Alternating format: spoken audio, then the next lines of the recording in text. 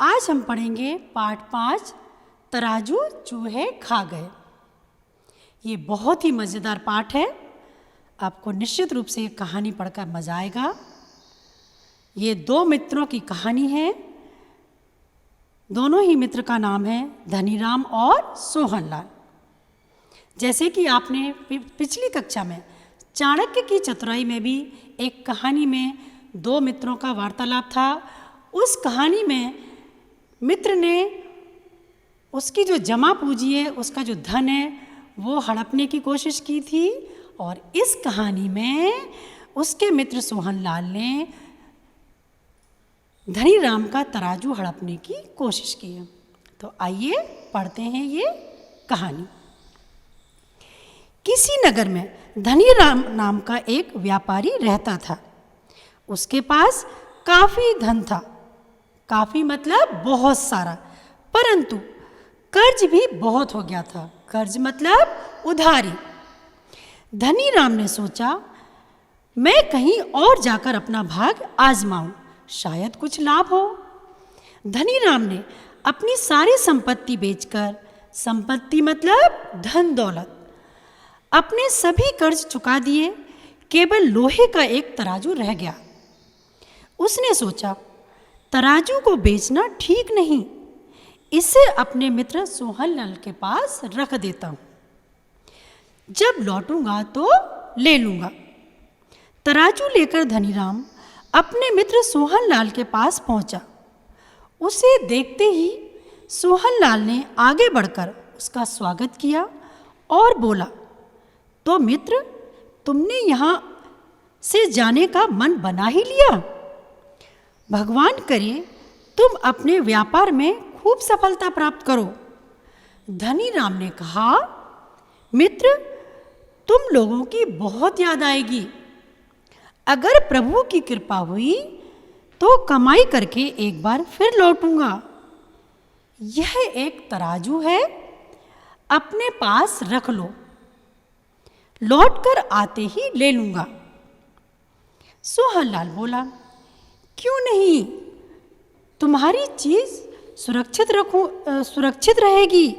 जब चाहो वापस आकर ले लेना। सुरक्षित मतलब संभाल कर रखना, बचाना। कुछ वर्षों बाद धनीराम व्यापार में बहुत सारा धन कमाकर अपने पुराने नगर में लौट आया। उसने सोचा, सोहनलाल से मिल आऊं और अपना तराजू भी ले आऊं। वह सोहनलाल के घर जाकर पहुंचा। धनीराम को देखते ही सोहनलाल ने उसके कामकाज के बारे में पूछा। धनीराम ने बताया, ईश्वर की कृपा और तुम लोगों की शुभकामनाओं के फलस्वरूप, शुभकामनाएं मतलब आशीर्वाद, मैंने खूब धन कमाया है। अब यही कुछ काम शुरू करूँगा, इसलिए सोचा कि तुमसे मिल भी लूँ और अपना तराजू भी वापस ले लूँ। सोहनलाल ने चेहरे को एकाएक गंभीर बना लिया। गंभीर मतलब उदास। दुखी भाव दिखाते हुए बोला, क्या कहूँ मित्र, तुम्हारा तराजू मैंने तय खाने में यह सोचकर रख दिया था कि वह सुरक्षित रहेगा, परंतु पिछले साल जब देखा तो कुछ बचा ही नहीं था। उसे तो चूहे खा गए। धनीराम समझ गया कि सोहनलाल के मन में बेईमानी आ गई।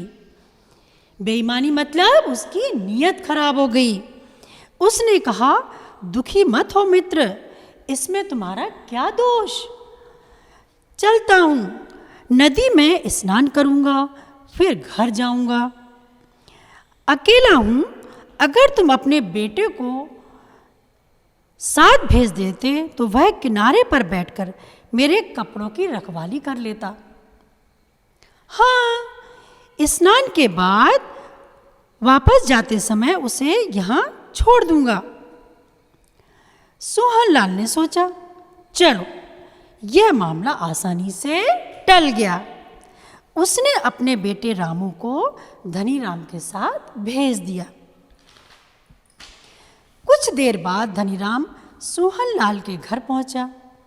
सोहनलाल ने धनीराम को अकेले आया देखा तो पूछ बैठा, क्या बात है, इतना घबराए हुए क्यों हो? मेरा बेटा रामू कहाँ है?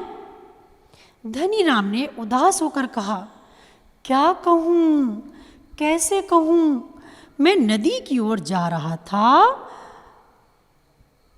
कि एक बाज रामू पर झपटा और उसे उठाकर ले गया। सोहनलाल एकदम क्रोध से लाल पीला हो गया। उसने धनीराम को धमकी देते हुए कहा, क्या तुमने मुझे मूर्ख समझ रखा है? सीधे रामू को ले आओ, नहीं तो मैं अदालत का दरवाज़ा खटखटाऊंगा। धनीराम ने रोनी सी सूरत मतलब शक्ल, चेहरा, हालत बनाकर कहा, तुम जो चाहो कर सकते हो, पर मैं रामू को कहाँ से लाऊं? लड़ते झगड़ते सोहनलाल और धनीराम नगर सेठ के पास पहुँचे।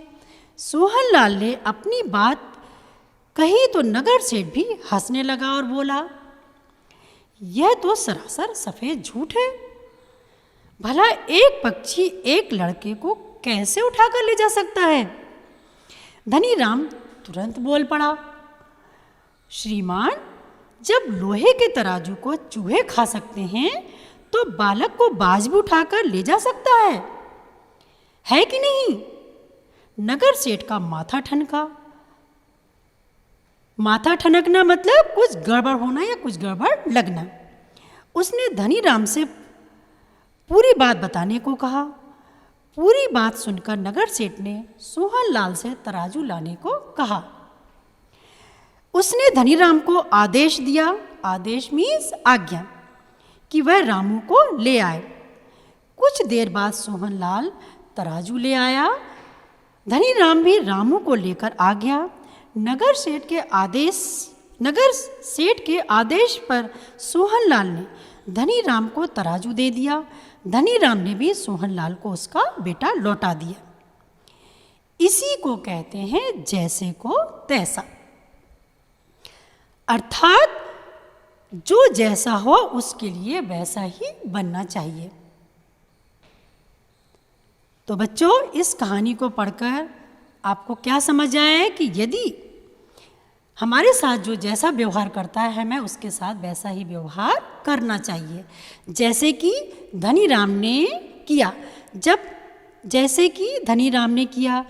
सोहनलाल ने उसका तराजू देने से मना कर दिया तो धनीराम ने भी क्या किया, उसने भी उसके बेटे को वापस करने के लिए कहा, वापस करने से मना कर दिया और क्या बोला कि आपके बेटे को भी एक बाज पक्षी उठाकर ले गया। तो बच्चों, आपको ये कहानी ज़रूर अच्छी लगी होगी। इस कहानी में जो भी कठिन शब्द आए हैं उनको आप रफ कॉपी पर लिखकर अभ्यास करेंगे। तो आइए अब हम इस पाठ की अभ्यास हल करते हैं। पाठ की दुनिया, हमारा पहला क्वेश्चन है, इन प्रश्नों के उत्तर बताइए। ये सभी प्रश्न आपके ओरल हैं। व्यापारी का नाम क्या था? व्यापारी का नाम धनीराम था। क्वेश्चन नंबर 2, सोहनलाल कौन था? सोहनलाल धनीराम का मित्र था। क्वेश्चन नंबर 3, तराजू किस चीज़ का बना था? तराजू किस चीज़ का बना था? तराजू लोहे का बना था। रामू कौन था? रामू सोहनलाल का बेटा था। क्वेश्चन नंबर 2, इन प्रश्नों के उत्तर लिखिए। ये सभी प्रश्न आपको कॉपी में करना है। आपको ये सभी पाठों के प्रश्न जो है वो क्रम से part 1, part 2, part 3, part 4, part 5 क्रम से आपको हर पाठ के प्रश्न उत्तर जो है नए पेज से स्टार्ट करना है और बहुत ही सुंदर राइटिंग में आपको लिखना है। इन सभी प्रश्नों के उत्तर भी आपको लिखकर व्हाट्सएप के माध्यम से लिखवाए जाएंगे। क्वेश्चन नंबर 3, बताइए कि ये वाक्य किसने कहे।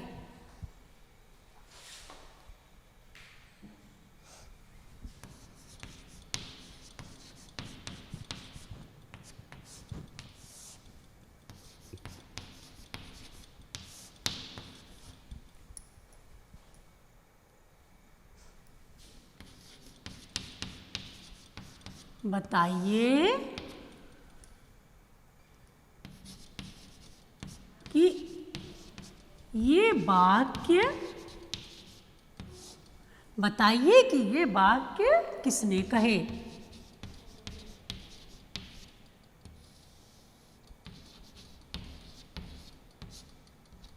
बताइए कि ये वाक्य किसने कहे।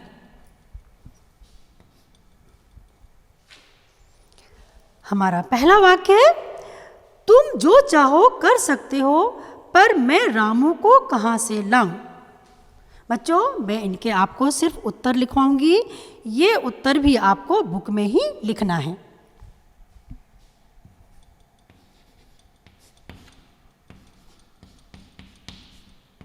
उत्तर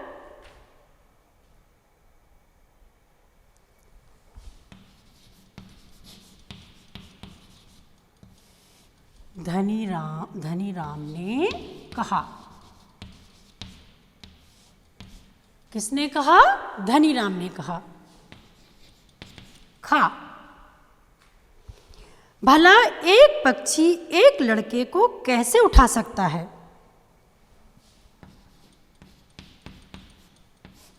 उत्तर नगर सेठ ने कहा।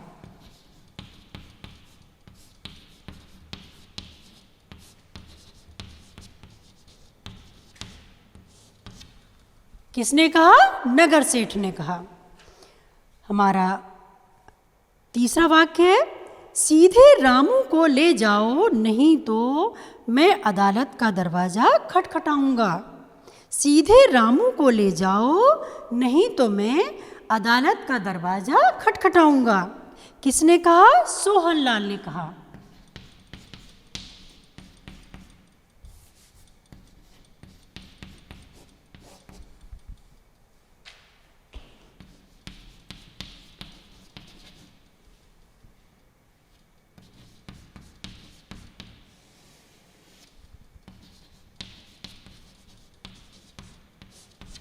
किसने कहा? सोहनलाल ने कहा। आई रिपीट, का किसने कहा? धनीराम ने कहा। खा, नगर सेठ ने कहा। गा, सोहनलाल ने कहा। ये सभी उत्तर आप बुक में ही लिखोगे। जीने की राह, ये प्रश्न भी आपके ओरल हैं। कक्षा में मिलने पर हम इन सभी प्रश्नों पर आपसे वार्तालाप करेंगे। भाषा की दुनिया, श्रुतलेख, ये बच्चों आपके डिक्टेशन वर्ड हैं। इन्हें आप बार बार पढ़ेंगे और रफ कॉपी में लिखकर इनका अभ्यास करेंगे और याद भी करेंगे।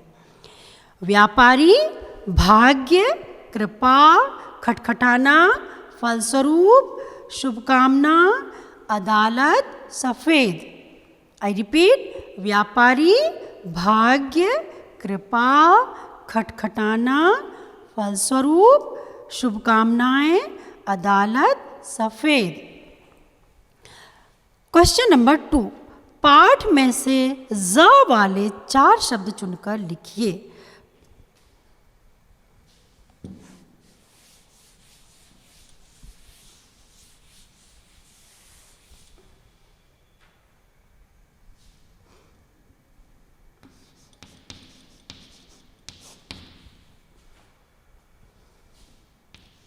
प्रश्न 2,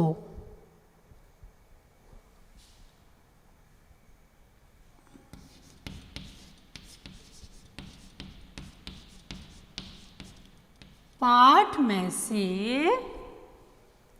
ज नुक्ता ज वाले पाठ में से ज वाले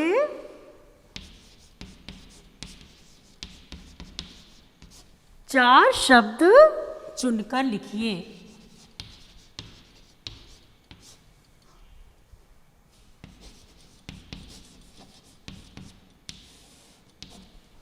पाठ में से ज वाले 4 शब्द चुनकर लिखिए।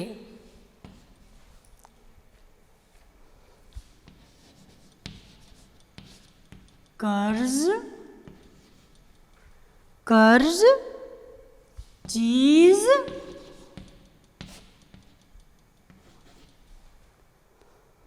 आजमाऊं,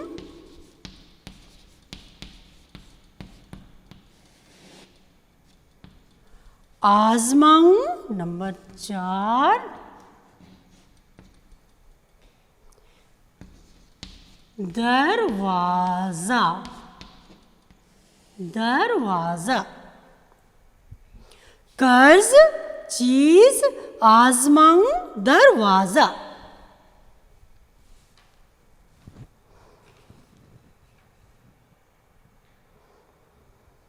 हमारा क्वेश्चन नंबर 3, शब्द के जिस रूप से पता चलता है कि वह स्त्री जाति का है या पुरुष जाति का है उसे लिंग कहते हैं। स्त्री जाति का बोध कराने वाले शब्द स्त्रीलिंग कहलाते हैं, जबकि पुरुष जाति का बोध कराने वाले शब्द पुल्लिंग होता है।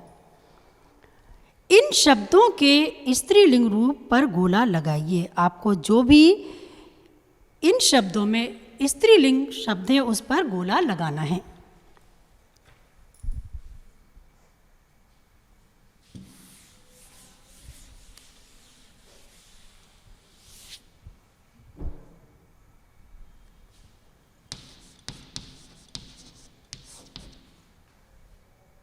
प्रश्न 3, प्रश्न 3, इन शब्दों के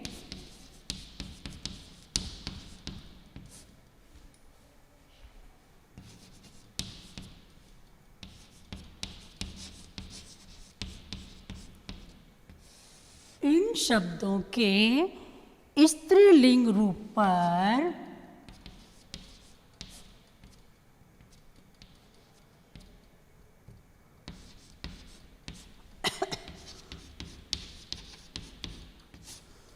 गोला लगाइए।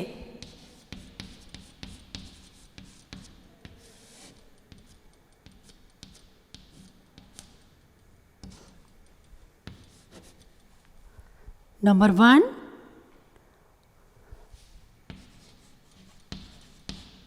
चूहा,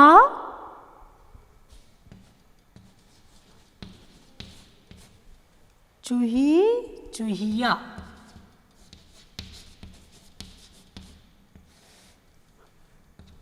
चूहा का आपको 2 ऑप्शन दिए गए हैं, जो सही है उस पर आपको गोला लगाना है। तो क्या होगा? चूहा का चूहिया, चूहा का चूहिया। नंबर 2,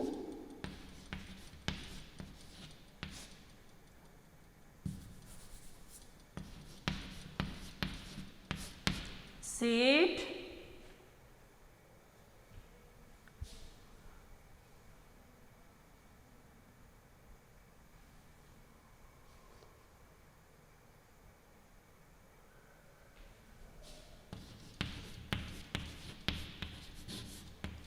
सेठ, सेठानी और सेठनी। इसका क्या सही होगा? सेठानी, सेठ का सेठानी।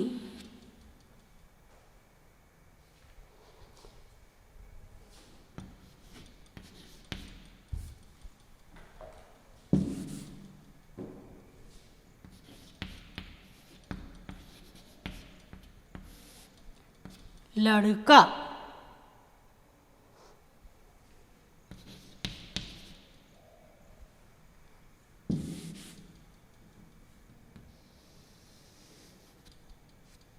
लड़का, लड़की, लड़के। क्या होगा? लड़का का लड़की। किस पर गोला लगाओगे? लड़का का लड़की, बेटा,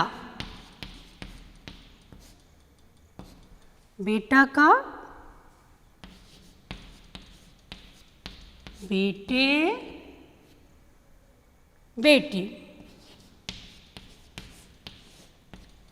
किस पर गोला लगाओगे? बेटी, बेटा का बेटी, चूहा का चूहिया, सेठ का सेठानी, लड़का का लड़की, बेटा का बेटी।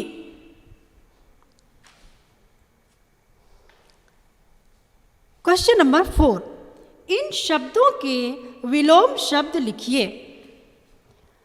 आपको विलोम शब्द आते हैं? विलोम शब्द मतलब होता है किसी का भी उल्टा लिखना, अपोजिट वर्ड। सफल, असफल, दोष, गुण, मूर्ख, बुद्धिमान, लाभ, हानि, पुराना, नया, शहर, गांव, सुरक्षित, असुरक्षित, बेईमानी, ईमानदारी।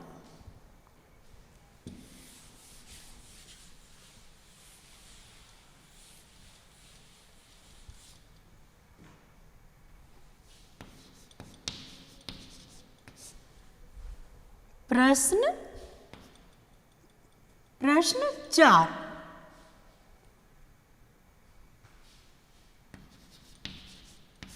इन शब्दों के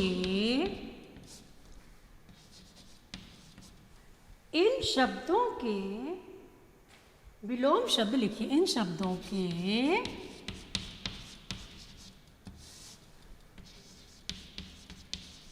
विलोम शब्द लिखिए।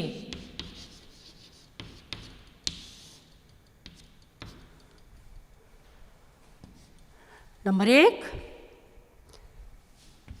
सफल, सफल का क्या लिखोगे? असफल, सफल का असफल। नंबर 2, पुराना, नंबर 2, पुराना, पुराना का नया, पुराना का नया।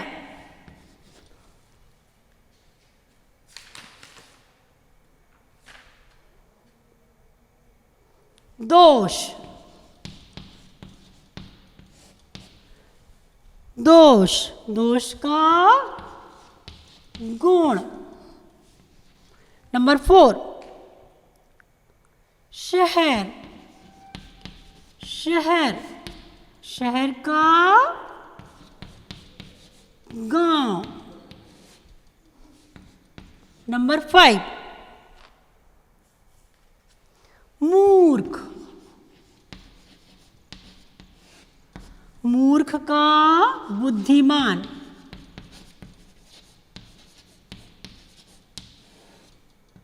मूर्ख का बुद्धिमान। सुरक्षित,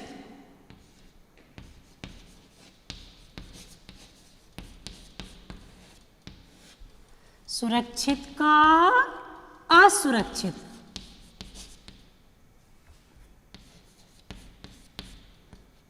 असुरक्षित, सुरक्षित का असुरक्षित।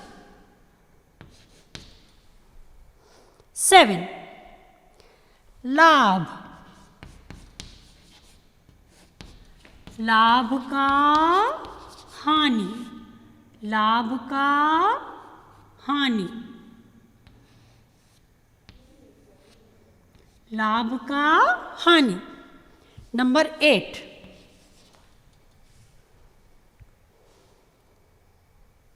बेईमानी,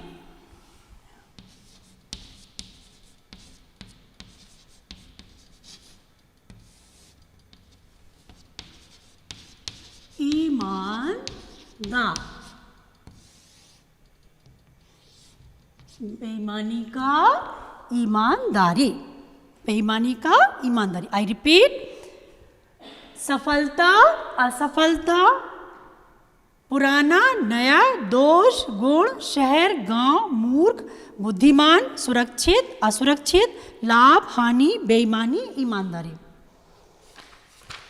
हमारा अगला क्वेश्चन है क्वेश्चन नंबर 5। कुछ संज्ञा शब्द पूरे वर्ग या जाति का बोध कराते हैं। ऐसे शब्द जातिवाचक संज्ञा होते हैं।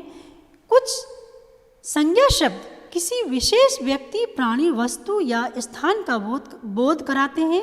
ये व्यक्तिवाचक संज्ञा होते हैं। बच्चों, आपको संज्ञा शब्द पता होगा, किसी भी वस्तु, प्राणी, स्थान और भाव के नाम को संज्ञा कहते हैं। संज्ञा के प्रकार भी होते हैं, भेद होते हैं।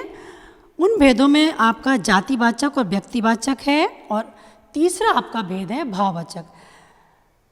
अभी आपको ओरली समझ नहीं आएगा, जब आप कक्षा में मिलेंगे आपको इसको विस्तार से, व्याकरण बुक में आपका एक पाठ है संज्ञा, उसे विस्तार से आपको पढ़ाया जाएगा। अभी आपको इस प्रश्न में व्यक्तिवाचक और जातिवाचक संज्ञा बताना है। धनी राम दिल्ली चला गया। दिल्ली, प्रश्न 5 मैं आपको इसमें शॉर्ट में लिख रही हूं। प्रश्न 5 व्यक्तिवाचक और जातिवाचक संज्ञा आपको बताना है।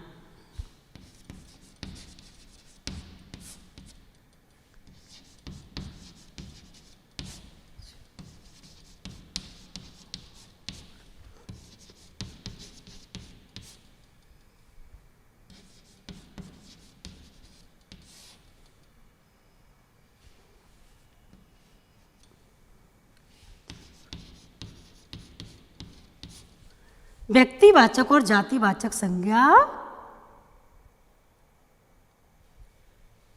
बताइए।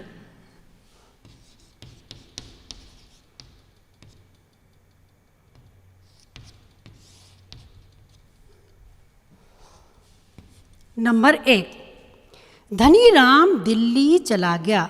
आपको जो भी रेखांकित शब्द हैं उसके आपको संज्ञा बताना है। तो इसमें क्या है, दिल्ली। आपका रेखांकित शब्द क्या है, दिल्ली। तो बच्चों, दिल्ली जो है वो एक नाम है, तो ये क्या होगा आपका उत्तर, व्यक्तिवाचक। क्या होगा, व्यक्तिवाचक। सोहनलाल दुखी होकर बोला। सोहनलाल,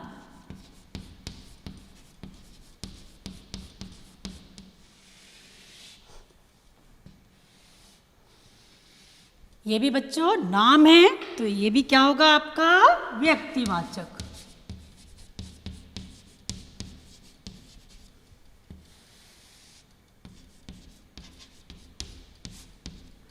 व्यक्तिवाचक संज्ञा।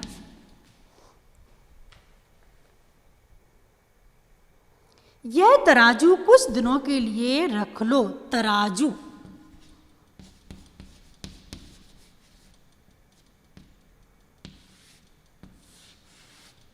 तराजू। तराजू बेटा एक शब्द है। तराजू से हमें किसी भी प्रकार का, छोटा, बड़ा, हल्का, भारी, कैसा भी हो सकता है। यानी तराजू शब्द बोलने से हमें उसकी संपूर्ण जाति का पता चल रहा है, इसलिए ये क्या होगा, जातिवाचक।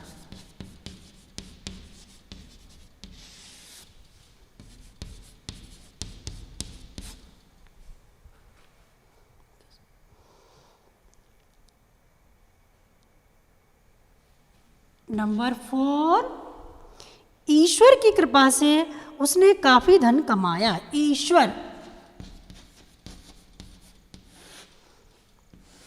ईश्वर ये आपका बेटा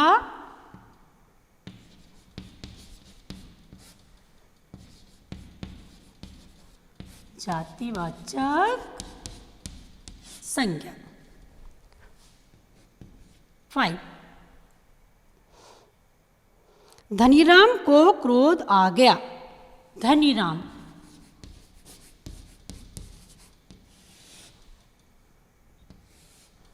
व्यक्तिवाचक।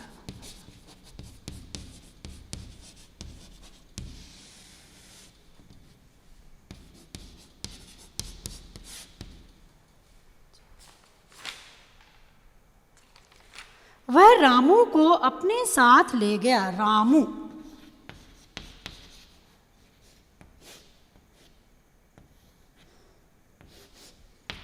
व्यक्तिवाचक।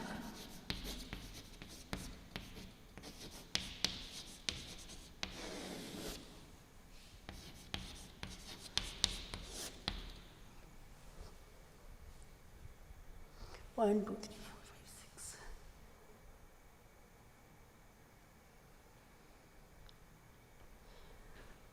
बाज रामू को उठाकर ले गया। बाज ये एक पक्षी है, तो बाज शब्द बोलने से हमें सारे बाज की जो है जातियों का पता चल जाएगा, इसलिए हम इसे क्या बोलेंगे, जातिवाचक संज्ञा।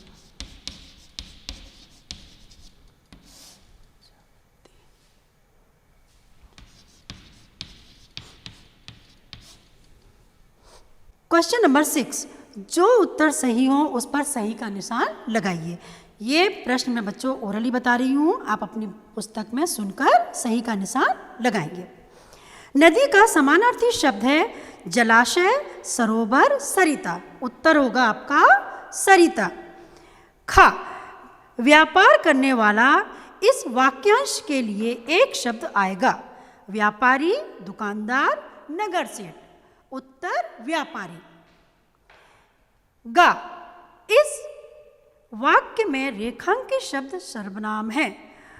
उसके पास काफी धन था, उसके पास काफी धन था, उसके पास काफी धन था। आपका जो तीसरा नंबर का वाक्य है उस पे जो अंडरलाइन रेखांकित किया गया है, ये आपका उत्तर सही होगा। रचना का सारांश, ये आपका जो है होमवर्क है। अपने पेरेंट्स की सहायता से, माता पिता की सहायता से इन सभी प्रश्नों पर आप चर्चा करेंगे, इसे हल करेंगे। आपका पाठ यहीं समाप्त होता है।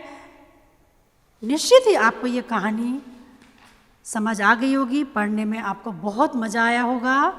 आप इस कहानी को अच्छे से पढ़ेंगे और इसके सभी अभ्यास को लिखकर पूर्ण करेंगे, और जो भी आपको प्रश्न उत्तर दिए जाएंगे उसे अपनी क्लास पर कॉपी में बहुत ही सुंदरता के साथ लिखेंगे और याद करेंगे। धन्यवाद।